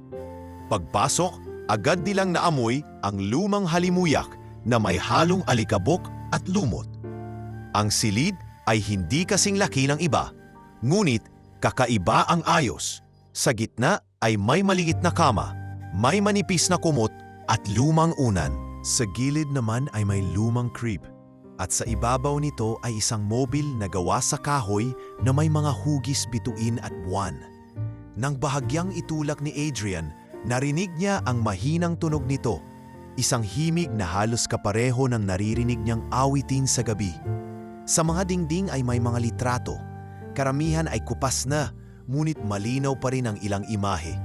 May larawan ng batang lalaki na tila edad 5 o 6. May kasamang babae na karga ang isang sanggol. Sa iba pang litrato, makikita ang parehong bata na nakaupo sa tabi ng crib, nakangiti. Lumapit si Adrian sa isang maliit na mesa sa gilid at nakita ang isang lumang journal. Binuksan niya ito at nagsimulang magbasa. Nakasulat sa unang pahina ang pangalan, Amaro Ramirez. Sa mga pahina, mababasa ang mga kwento ng isang batang nagsusulat tungkol sa kanyang sanggol na kapatid, kung paano niya ito pinapasyal sa hardin, pinapatulog sa crib at kinakantahan gamit ang mobile na nakasabit dito. Ngunit sa huling bahagi ng journal, biglang nagbago ang tono. May mga pahinang puno ng takot, kwento ng malalakas na sigaw sa bahay at ng isang gabing hindi na bumalik ang kanilang ina mula sa paglabas ng bahay, dala ang sanggol. Habang binabasa niya, naramdaman niyang parang nanonood ang bata mula sa isang sulok. Lumingon siya at sa gilid ng kanyang paningin, may nakita siyang maliit na anino na nakatayo sa may pinto. "Ikaw ba si Amaro?" Mahinahong tanong ni Adrian. Hindi sumagot ang bata, ngunit hindi rin umalis. Para bang pinapahintulutan siyang manatili sa loob ng silid, itinuloy niya ang pagbukas ng mga kahon sa gilid ng kwarto at natagpuan ang ilang gamit ng sanggol. Mga lampin, bote ng gatas at maliit na kumit na kulay puti, halos katulad ng laging hawak ng bata. "Mang Pilo, tingnan niyo to," tawag ni Adrian. Pumasok si Mang Pilo at tiningnan ang mga gamit. "Sir, kung tama ang hinala ko, ito ang silid kung saan huling nakita si Amaro kasama ang sanggol. Baka dito rin siya huling naging masaya. Kung ganon, dapat manatili itong buo. Hindi natin gagalawin ang kahit anong nasa loob," wika ni Adrian. Gusto kong makita niya na hindi natin sisirain ang alaala niya. Habang palabas sila ng silid, napansin ni Adrian na bumukas ng bahagya ang bintana sa loob kahit walang hangin. Para bang may invisible na kamay na nagsasabing tama ang ginawa niyang desisyon na buksan at igalang ang kwarto. Kinagabihan bago siya matulog, dumaan muli siya sa silid. Wala roon ang bata, ngunit mas magaan ang pakiramdam ng buong kwarto. Para bang nabawasan ang bigat na matagal nang nakakulong dito. Sa isip niya, alam niyang isang mahalagang piraso ng palaisipan ang nabuksan niya. At mas malapit na siya sa buong katotohanan ng nangyari sa magkuwang iyon. Kinabukasan, hindi mapakali si Adrian sa mga nabasa niya sa journal ni Amaro. Halos buong gabi niyang iniisip ang huling bahagi nito, lalo na ang biglaang pagkawala ng kanilang ina at ng sanggol. Malinaw na may nangyaring malaki sa loob ng pamilya Ramirez, ngunit hindi malinaw kung sino o ano ang may kinalaman sa pagkawala. Habang umiinom ng kape sa kusina, tinawag niya si Mang Pilo. "Mang Pilo, kailangan ko ng mas maraming impormasyon tungkol sa pamilyang nakatira dito noon. Kilala niyo po ba ang mga Ramirez?" Umiling ang matanda. "Sir, masyado na akong bata noon nang mangyari yung balita tungkol sa kanila. Pero ang naririnig ko sa matatanda, mayaman sila pero magulo ang relasyon sa loob ng pamilya. Lalo na nung pumasok ang usapan tungkol sa mana. Sinasabi ng iba kaya nagkahiwalay ang mag-asawa ay dahil sa lupa at pera." "Pera at lupa," ulit ni Adrian, nakatingin sa tasa ng kape. "At kung tama ang hinala ko, baka may kinalaman yun sa pagkawala ng sanggol." Naisip niyang maghanap ng iba pang nakakaalam ng kasaysayan ng pamilya. Kaya pagtatapos ng tanghali, bumaba siya sa bayan at nagtungo sa lumang tindahan ng aklat kung saan madalas magtipon ang matatanda. Doon, nakilala niya si Aling Norma, isang dating kasambahay ng mga Ramirez. Pagkaupo nila sa isang sulok, nagsimula itong magkwento. "Hindi ko alam kung dapat ko pa bang sabihin to, pero kung tutuling sa'yo, sige, Nagsilbi ako sa pamilya Ramirez noong bata pa si Amaro at bago pa ipinanganak ang sanggol. Mabait ang bata, laging malapit sa kapatid, pero hindi sila gusto ng ilang kamag-anak, lalo na yung mga kapatid ng ama. Bakit naman? Tanong ni Adrian. Dahil sila ang nasa linya ng pamana. Lahat ng lupain, negosyo, pati bahay na to, nakapangalan sa ama ni Amaro. Kapag lumaki ang magkapatid, sila ang magmamana. Kaya noong nawala ang ina at sanggol, maraming nagduda. Pero walang napatunayan at ang pamilya mismo nanahimik. Habang nakikinig si Adrian, mas lalo niyang naunawaan ang bigat ng nakaraan. Hindi ito basta kwento ng pagkawala, ito ay usapin ng kasakiman at pagtatakip. May nabanggit si Mang Pilo na baka may tinatago pa sa mansyon. Sabi niya, sa palagay niyo, posible bang may mga dokumento o bagay na iniwan dito para sa mga bata? Posible, sagot ni Aling Norma. Ang amo ko, laging may mga kahon ng mahahalagang gamit na tinatago sa mga lugar na akala mo'y ordinaryo lang. Baka nasa isa sa mga kwarto o sa ilalim ng sahig. Bumalik si Adrian sa mansyon na puno ng plano. Pagdating niya, agad niyang tinungo ang silid ni Amaro. Maingat niyang sinuri ang bawat sulok, pati ilalim ng kama at loob ng mga lumang drawer. Sa isang parte ng dingding, napansin niya ang kakaibang tunog kapag kinakatok. Hollow, hindi solid. Agad siyang kumuha ng maliit na gamit at sinubukang tanggalin ang bahagi ng kahoy. Sa loob, may nakatagong envelope na kulay dilaw na kupas na.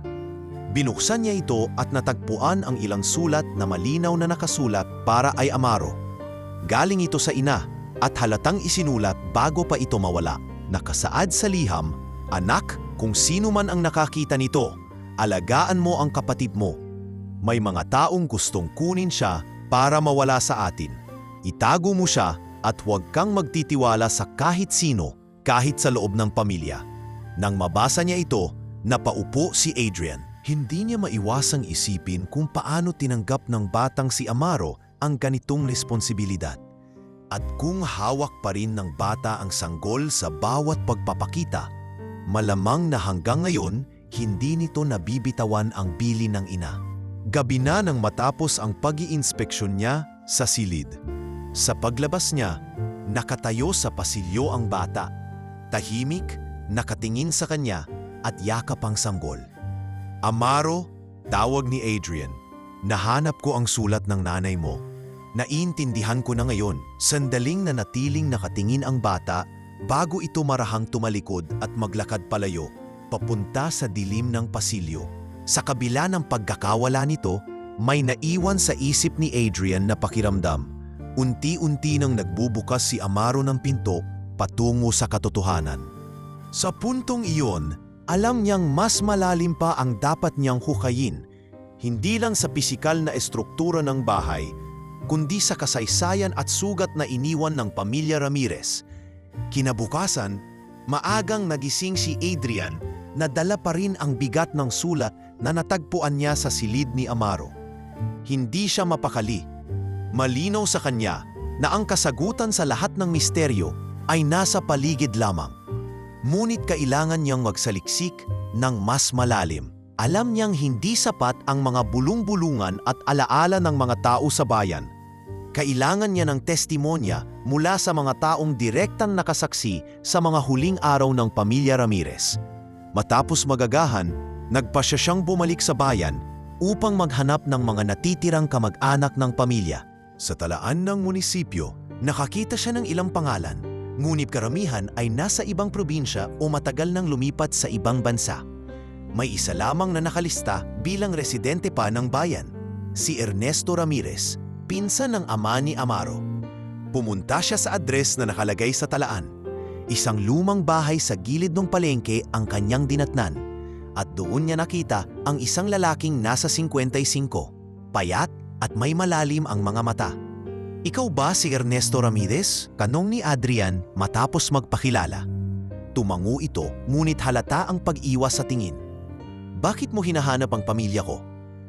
"Bumili ako ng Casa Ramirez," diretsyong sagot ni Adrian. "Gusto kong malaman ang buong kwento."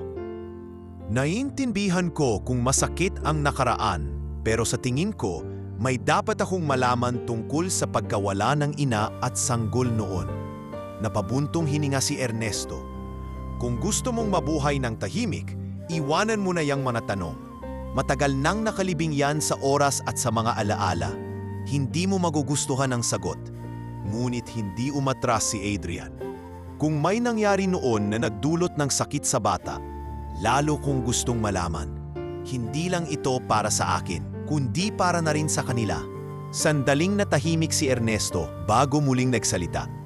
Hindi ko alam lahat ng detalye.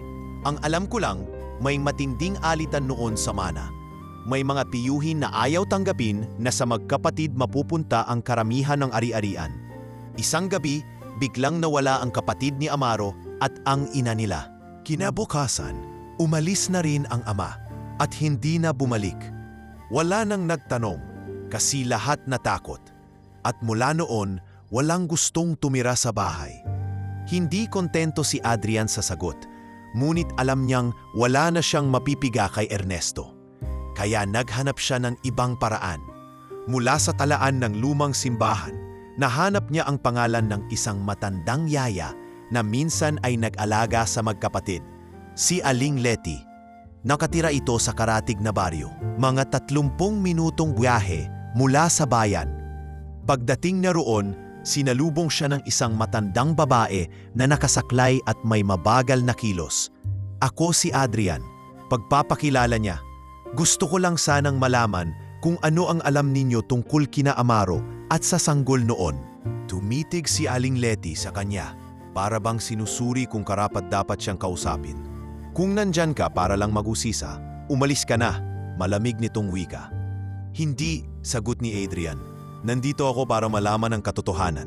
At kung may magagawa ko para maibsan ang bigat ng nangyari, gagawin ko. Matagal bago sumagot si Aling Letty. Ngunit sa huli ay napabuntong hininga ito at nagsimulang magkwento. Si Amaro, mabait na bata, mahilig mag-alaga ng kapatid niya. Halos siya na nga ang pumayong tatay at nanay sa sanggol. Pero noong gabing iyon, may malakas na ulan. Narinig ko ang mga sigawan sa loob ng bahay, pero hindi ako makalapit kasi isinara ng mga tiyuhin ang pinto. Pagkatapos ng gabing iyon, nawala ang ina at ang sabi nila, umalis kasama ang sanggol para iligtas sa kung sinong gustong kumuha. Pero ang totoo, sa tingin ko, nagtago lang sila sa loob ng mansyon. May mga daanan doon na hindi alam ng iba. Napatingin si Adrian. Secret passage? Tumango ang matanda. May lumang lagusan sa likod ng silid ni Amaro, pababa sa basement. Doon kuminsan dinadala ang mga bata para maglaro. Kung nagawa ng ina ni Amaro na itago ang sanggol doon, posible ring doon sila huling nagpunta. Mabilis na bumalik si Adrian sa mansyon, dala ang impormasyon. Pinuntahan niya agad ang silid ni Amaro at sinuri ang likod ng aparador. Matapos ang ilang minuto ng paghahalukay, natuklasan niya ang isang maliit na pinto na natatakpan ng lumang kahoy. Nang buksan niya ito, bumungad ang makipot na lagusan na pababa sa ilalim ng bahay. Kinuha niya ang flashlight at pumasok. Mababa ang kisame at makipot ang daan, ngunit malinaw na dinisenyo ito para pagtaguan. Sa dulo, may maliit na silid na may mga lumang gamit, kumot, isang maliit na unan, at isang sirang bote ng gatas. Naramdaman ni Adrian ang malamig na hangin at kakaibang presensya roon, para bang may matagal nang naghihintay. Pag-ahon niya mula sa lagusan, napansin niyang nakatayo sa pasilyo si Amaro, yakap ang sanggol. Tahimik lang ito, ngunit may kakaibang lambing ang tingin. Para bang kinikilala nito na may natuklasan na si Adrian na mahalaga. Sa gabing iyon, hindi na nagpakita si Amaro, ngunit alam ni Adrian na mas lumapit na siya sa buong katotohanan. At kasabay nito, mas lumalim din ang kanyang hangarin na tapusin ang matagal nang nakabinbing kwento ng magkapatid. Magdamag na hindi nakatulog si Adrian matapos madiskubre ang lagusan sa likod ng silid ni Amaro. Paulit-ulit niyang iniisip ang mga bagay na naiwan doon. Ang sirang bote ng gatas, ang maliit na unan, at ang kumot na tila ba inabandona sa pagmamadali. Naramdaman niya ang bigat ng responsibilidad. hindi lamang bilang bagong may-ari ng Casa Ramirez, kundi bilang taong unti-unting binubuksan ng isang sugat na matagal nang nakabaon sa kasaysayan ng bahay.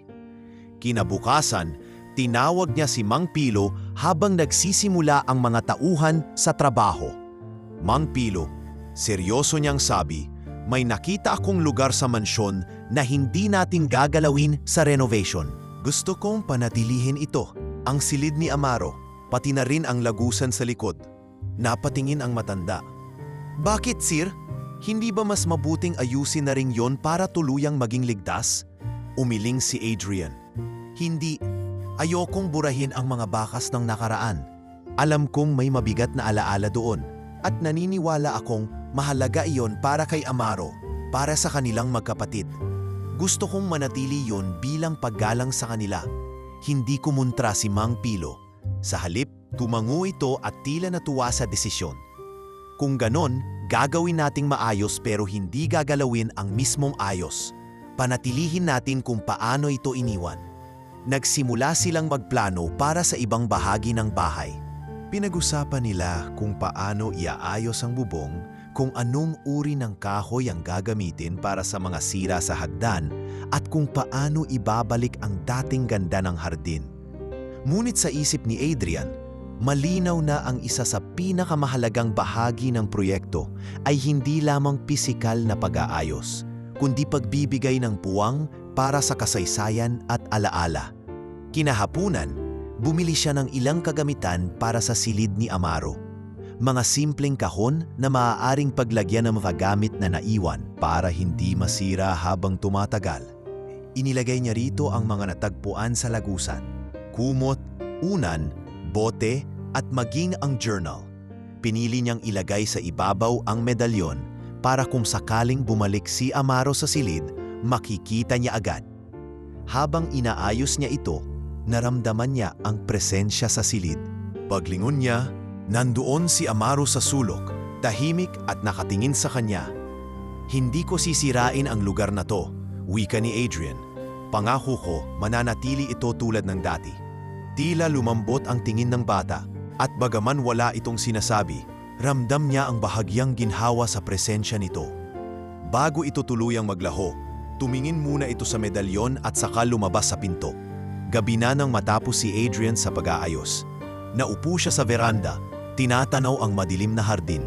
Dumating si Marco, ang kaibigan niyang minsang sumama sa auction. Adrian, seryoso ka talaga sa bahay na to, ano? Kahit ang dami mong naririnig na kwento, hindi ka umaatras. Hindi ito basta bahay, Marco, sagot niya. May buhay at kwento ang lugar na to. Kung ako lang ang natitirang makakarinig at makakaunawa, gagawin ko ang lahat para hindi mawala ang kwento nila. Balak mo bang buksan to sa publiko? Tanong ni Marco. Tumango si Adrian. Oo, kapag natapos ang renovation, gagawin kong bukas ang ilan sa mga silid bilang maliit na museo. Gusto kong makita ng mga tao kung gaano kaganda ang lumang arkitektura at kung paano pinapahalagahan ang kasaysayan. Pero higit doon, gusto kong maramdaman nila na bawat tader, bawat sulok, may pinagdaanan at may iniingatan. Sumang-ayon si Marco. Maganda yan, hindi lahat ng may-ari ng lumang bahay naiisip ang ganon. Kinabukasan, ipinagpatuloy ang trabaho. Habang abala ang mga trabahador sa pag-aayos ng bubong at dingding, si Adrian naman ay naglaan ng oras para linisin ang harbin sa likod. Natuklasan niya ang dating ayos ng fountain na halos natabunan na ng mga damo. Isang araw, muling aagos ang tubig dito, sabi niya sa sarili, halos pabulong. Sa huling bahagi ng araw, bumalik siya sa silid ni Amaro para tiyakin na maayos ang lahat. Pagbukas niya ng pinto, nakita niyang nasa ibabaw ng kahon ang medalyon. Ngunit nakatayo ito sa gitna, para bang maingat na inilagay ng maliit na kamay. Hindi iyon gawa ng hangin o aksidente. Napangiti si Adrian. Salamat, Amaro. Mahinang sambit niya. Sa gabing iyon, natulog si Adrian nang may mas magaan na pakiramdam. Alam niyang mahaba pa ang lalakbayin bago makumpleto ang kwento, ngunit tiyak siya sa isang bagay. Simula ngayon, ang Casa Ramirez ay hindi na lamang proyekto para sa negosyo, kundi isang tahanang mag-iingat sa alaala ng dalawang batang matagal nang naghihintay ng hustisya at pagkilala. Makalipas ang ilang linggo ng tuloy-tuloy na trabaho, unti-unti nang nagbabago ang mukha ng Casa Ramirez. Ang dating madilim at malungkot na paligid ay nagsisimula ng magkaroon ng sigla. Sa bawat araw na lumilipas, nababawasan ang mga sirang bahagi ng bahay at napapalitan ng maayos at maingat na pagkakaayos. Hindi basta-basta ang mga trabahong ginagawa ni Adrian. Sinisigurado niyang nananatili ang orihinal na karakter ng bahay habang pinapaganda ito. Isang umaga, naglibot siya sa paligid kasama si Mang Pilo upang tingnan ang progreso. "Tingnan niyo, sir," sabi ni Mang Pilo habang nakaturo sa bagong inayos na hagdan. Hindi na ito lumalangit-ngit tulad ng dati. Maingat ang pagkakapalit ng kahoy at sinunod ang orihinal na disenyo. "Magaling," tugon ni Adrian. Kailangan kasi kapag tumapak ang mga bisita dito, maramdaman nila na lumang-luma pa rin ang bahay pero ligtas at matibay na. Sa kusina, makikita ang mga trabahador na nag-aayos ng lumang cabinets at naglilinis ng mga tile. Sa sala naman, ang mga antigong kasangkapan ay pinarefinish at inaalagaan upang muling magmukhang bago.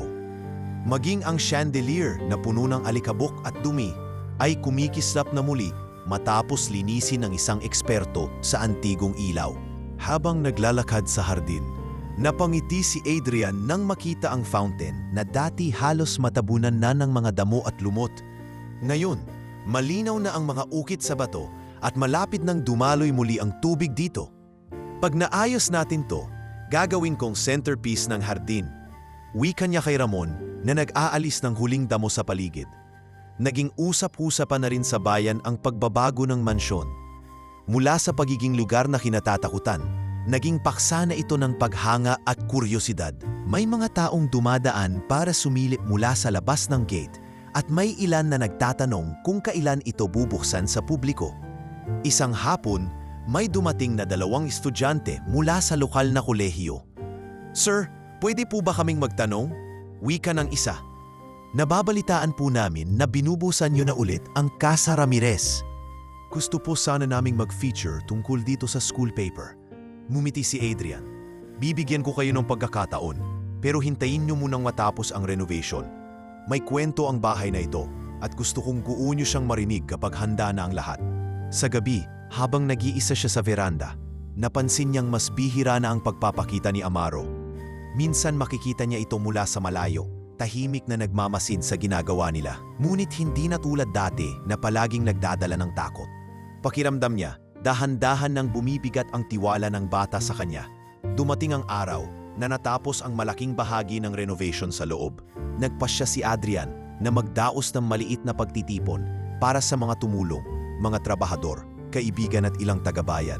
Pinuno ang mesa ng pagkain at binuksan ng ilang silid para masilip nila ang pagbabago. "Sir, parang ibang-iba na ang bahay," sabi ni Marco habang iniikot ang sala. "Pero maganda, kasi kahit bago ang ayos, ramdam mo pa rin yung dating ganda. Hindi mo binura ang kasaysayan." "Yun ang gusto kong mangyari," tugon ni Adrian. "Para kapag pumasok ang mga tao rito, hindi lang sila basta nakatakita ng magagandang pader at muebles. Mararamdaman nila na may mga taong nanirahan dito. May mga alaala at kwento na nakapaloob sa bawat sulok." Matapos ang pagtitipon, naglakad siya mag-isa papunta sa silid ni Amaro. Inilagay niya sa ibabaw ng kahon ang isang maliit na bulaklak na tinanim niya mismo mula sa hardin. "Para sa inyo," mahinang sabi niya. Sa gilid ng kanyang paningin, nakita niyang nakatayo sa tabi ng crib si Amaro. Yakap pa rin ang sanggol. Hindi ito lumapit, ngunit bahagyang tumango bago muling maglaho. Sa sumunod na mga araw, dumami pa ang mga bisita mula sa bayan na nais tumulong. May nag-alok ng mga halaman para sa hardin, may nagbigay ng lumang upuang kahoy na akma sa tema ng bahay, at may nagbigay ng mga lumang litrato ng bayan na pwedeng isabit sa hallway. Unti-unting nagiging sentro ng atensyon at pagmamalaki ng komunidad ang Casa Ramirez, at sa bawat araw na lumilipas, mas tumitibay ang paniniwala ni Adrian na tama ang desisyong ginawa niya. Hindi lang para sa sarili niyang pangarap na magkaroon ng isang dream home, kundi para rin sa kasaysayan at mga alaala na halos matabunan na ng takot at katahimikan. Isang gabi, habang nakaupo si Adrian sa veranda, pinagmamasdan niya ang mga bituin na dahan-dahang sumasabit sa madilim na kalangitan. Ang malamig na simoy ng hangin ay nagdala ng alaala ng mga nagdaang buwan, ang mga gabi ng pag-iisa sa Casa Ramirez, ang mga araw ng walang tigil na trabaho at ang mga sandaling tila lumalapit siya sa isang hindi maipaliwanag na katotohanan. Habang siya'y nagmumuni-muni, biglang natansin niya ang anino sa gilid ng hardin, mabilis na lumapit. At doon niyang nakita si Amaro, ang batang matagal na niyang nakikita sa mansion. Ngunit ngayong gabi, hindi ito nagdala ng takot o lungkot. Sa halip, may dala itong kakaibang kapayapaan. Yakap nito ang sanggol na palihim niyang naaalala mula sa mga unang gabi ng kanilang pagkikita. Lumapit si Adrian, tahimik na naglakad patungo sa anila. Amaro, mahinang tawag niya. Nandito ako. Hindi sumagot ang bata, ngunit bahagyang umiling sa paglapit ni Adrian. Ang sanggol naman ay nakapikit, mahimbing na natutulog sa mga bisig nito. Nang umabot si Adrian sa kanila, marahang inilapag ni Amaro ang sanggol sa isang lumang sopa sa ilalim ng liwanag ng buwan. Tahimik silang nagkatinginan, parang sinasabi ng mga mata ang mga salitang hindi kaya ng bibig. Pagkalipas ng ilang sandali, dahan-dahang lumapit si Adrian at hinawakan ang kamay ng bata. Hindi mo kailangang mag-isa, wika niya, puno ng pag-asa.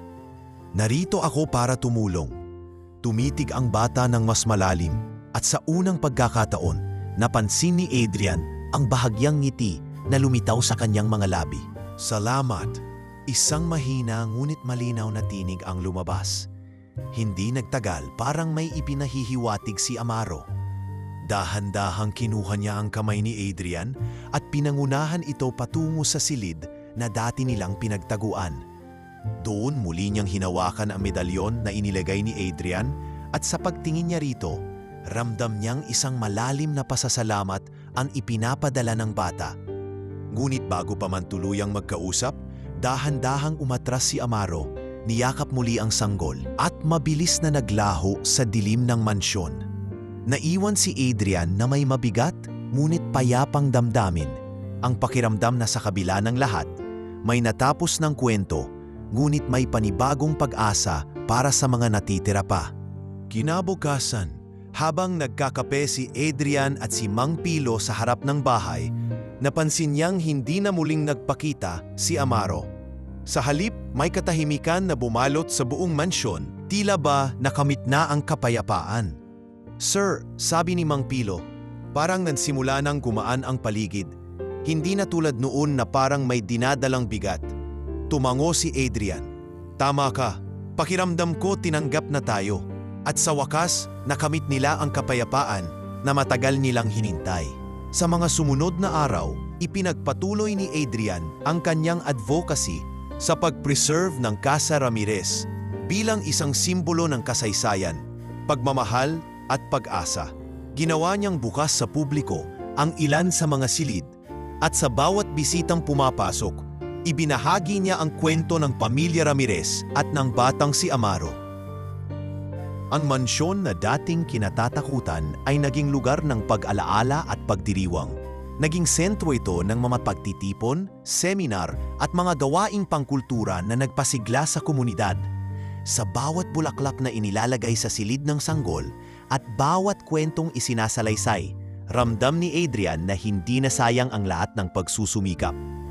Ang Casa Ramirez ay hindi lang isang bahay, kundi isang tahanang may puso, kwento at buhay. Isang alaala ng mga taong nagmahal, naghirap at nagtiwala na may bukas na mas maliwanag. Matapos ang mga nangyari sa Casa Ramirez, unti-unting nagbago ang buhay ni Adrian. Ang mansyon na dati ay puno ng mga alaala ng lungkot at takot ay naging sentro ng pag-asa at inspirasyon para sa buong bayan. Hindi na lamang ito isang pribadong ari-arian kundi isang pamanang ipinagmamalaki ng komunidad. Ngunit sa kabila ng tagumpay sa proyekto, alam ni Adrian na marami pang kailangang gawin upang matulungan ang iba pang lumang bahay at ang mga pamilya na may katulad na kwento. Kaya nagpasya siyang gawing advocacy ang pag-preserve ng mga lumang estruktura bilang paraan upang maipasa ang kasaysayan sa mga susunod na henerasyon. Naglaan siya ng panahon upang mag-organisa ng mga seminar at workshop para sa mga lokal na arkitekto, estudyante at mga taga-baryo. Pinapakita niya rito kung paano mapapangalagaan ng maayos ang mga lumang bahay nang hindi nasisira ang kanilang orihinal na ganda. Hindi lang ito tungkol sa pagkumpuni, palagi niyang sinasabi, kundi sa pag-alala sa mga kwentong nakapaloob sa bawat pader. Sa isa sa mga seminar na ginanap sa bayan, nakilala niya si Lisa, isang estudyante ng arkitektura na may hilig sa heritage conservation. Sir Adrian, gusto ko pong malaman kung paano niyo napanatili ang puso ng Casa Ramirez habang inaayos ito. Tanong ni Lisa. Ngumiti si Adrian at sinagot, ang lihim ay hindi mo dapat kalimutan ang kasaysayan. Ang bahay ay hindi lang konkretong pader at kahoy. Ito ay tahanan ng mga taong nagmahal, naghirap at nagtiwala. Kapag iniwan mo ang puso ng bahay, mawawala rin ang kahulugan nito. Bukod sa mga seminar, sinimulan din niyang ayusin ang ilang lumang bahay sa bayan upang magsilbing halimbawa sa iba. Sa bawat bahay na kanyang inaayos, sinasama niya ang lokal na komunidad upang magkaroon sila ng personal na koneksyon sa proyekto.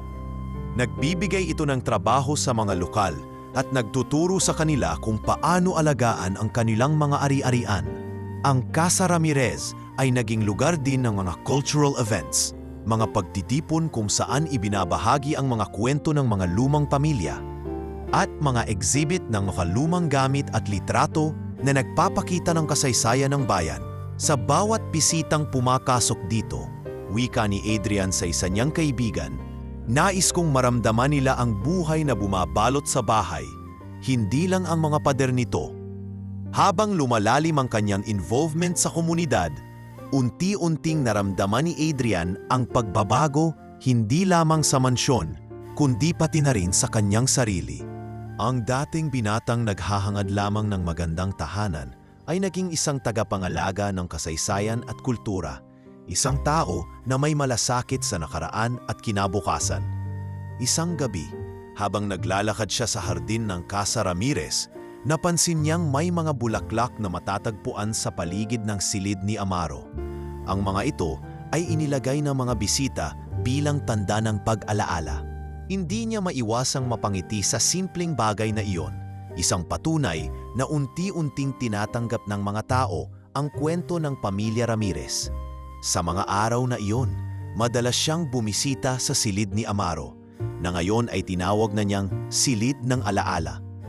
Dito niya inilalagay ang mga bagong kuha niyang litrato, mga sulat mula sa mga nagbisita at mga bulaklak na palaging sariwa. Sa bawat pagpasok niya, ramdam niya ang presensya ni Amaro at ng sanggol. Hindi na bilang isang anino o misteryo, kundi bilang bahagi ng isang kwento ng pag-asa at pagmamahal. Isang hapon, habang nagpapahina sa veranda, napansin niyang may grupo ng mga batang naglalaro sa bakuran. Hindi tulad noon na ang bakuran ay tahimik at takot. Ngayon ay puno ito ng halakhak at saya. Lumapit siya sa kanila at nagtanong, "Mga bata, gusto niyo bang malaman ang kwento ng bahay na to?" Sabik na sumagot ang mga bata. "Oo po," mumiti si Adrian. "Magsisimula tayo ng isang bagong kwento, kwentong puno ng pagmamahal, tapang at pag-asa." Habang nakatingin siya sa mga batang naglalaro, napagtanto niya na ang Casa Ramirez ay hindi na lamang isang bahay na may mga lumang pader. Ito ay naging tahanan ng mga bagong alaala, isang lugar kung saan ang mga kwento ng kahapon ay nagiging ilaw para sa kinabukasan. At sa puso ni Adrian, alam niyang iyon ang pinakamahalagang bagay na naibigay niya sa bahay, isang bagong buhay na puno ng puso. Lumipas ang ilang taon mula nang naging bukas ang Casa Ramirez sa publiko bilang isang sentro ng kasaysayan at alaala. Sa bawat araw na lumilipas, napapansin ni Adrian ang unti-unting pagbabago hindi lamang sa mansyon kundi pati na rin sa buhay ng mga tao sa paligid. Ang dating takot at pangamba na bumabalot sa bahay ay napalitan ng respeto, pagmamahal at pagpapahalaga. Ang silid ni Amaro at ang kwarto ng sanggol ay nananatiling buo. Hindi ginagalaw, pinananatiling malinis at maayos bilang tanda ng pag-alaala sa dalawang batang nagbigay buhay at kwento sa bahay. Sa silid, laging may sariwang bulaklak na inilalagay ng mga bisita bilang paggalang sa alaala ng pamilya Ramirez. Isang araw, habang naglilinis si Adrian ng veranda, napansin niyang may mga bagong tao na pumapasok sa mansion. Mga turista, estudyante, at mga history enthusiast na nais malaman ang kwento sa likod ng lumang bahay. May mga nagtatanong, naglalakad ng maingat sa bawat sulok at may ilan pang umiiyak habang naririnig ang kwento ng pamilya Ramirez. Habang naglalakad siya sa pasilyo, nakasalubong niya si Liza, ang estudyanteng arkitekto na naging matalik niyang kaibigan. Sir Adrian, ang dami nang nagbabago dito. Nakakatuwang makita kung paano naging buhay ang mansion, ani Liza. Tumango si Adrian. Hindi lang ito bahay, Liza. Ito ay alaala ng isang pamilya, ng kanilang hirap at ng kanilang pagmamahal. Natutunan kong ang halaga ng isang bahay ay hindi nasusukat sa laki o ganda nito, kundi sa puso ng mga taong nagmamahal dito. Minsan, may dumating na pamilya mula sa malayo, isang mag-asawa at dalawang bata na nais ipakita sa kanilang mga anak ang isang bahagi ng kasaysayan ng Pilipinas. Sa kanilang paglibot, ipinaliwanag ni Adrian ang bawat kwento mula sa trahedya hanggang sa tagumpay ng pamilya Ramirez at ang kahalagahan ng pagmamahal sa sariling kasaysayan. Salamat po, Sir Adrian, sabi ng mag-asawa.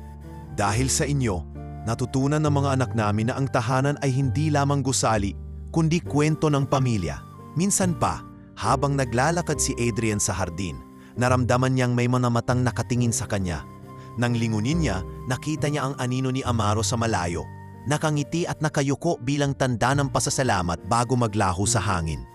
Sa mga gabi ng katahimikan, madalas niyang maramdaman ang presensya ni Amaro at ng sanggol, hindi bilang multo o anino, kundi bilang mga bahagi ng kwento na patuloy na nabubuhay sa puso ng bawat taong dumadaan sa Casa Ramirez. Isa sa mga paborito niyang sandali ay kapag may mga batang naglalaro sa bakuran na ang tawa at sigawan ay sumasali sa himig ng lumang mansyon. Dito niya naaalala ang mga unang gabi na puno ng yabag at awit. Ngunit ngayon, ang mga tunog na yon ay tanda ng buhay at pag-asa. Sa pagtanda ni Adrian, natutunan niyang ang tunay na halaga ng isang bahay ay hindi nakikita sa laki, yaman o pagkakabenta nito, kundi sa mga alaala at pagmamahal na nag-iiwan ng bakas sa bawat sulok. Ang Casa Ramirez ay naging simbolo ng pagbangon, pagkilala at pagmamahal, isang tahanan na may puso.